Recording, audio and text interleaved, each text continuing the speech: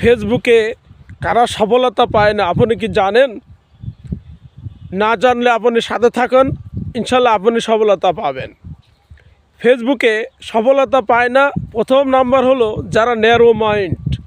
যারা ন্যারো মাইন্ডের তারা ফেসবুকে কখনোই সফলতা পায় না।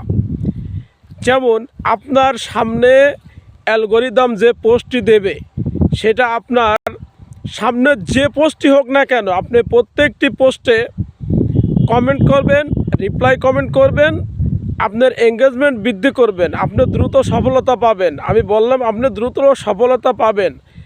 আর যদি আপনি আপনার সামনে আসা পোস্টকে আপনি রেসপেক্ট না করেন, আপনি যদি কোনো এঙ্গেজমেন্ট বৃদ্ধি না করেন, কমেন্ট না করেন, আপনি যদি তাকে সম্মান না দেখান, তাহলে আপনার পরিবারে কেউ যাবে না, আপনাকে কেউ সম্মান দিবে না।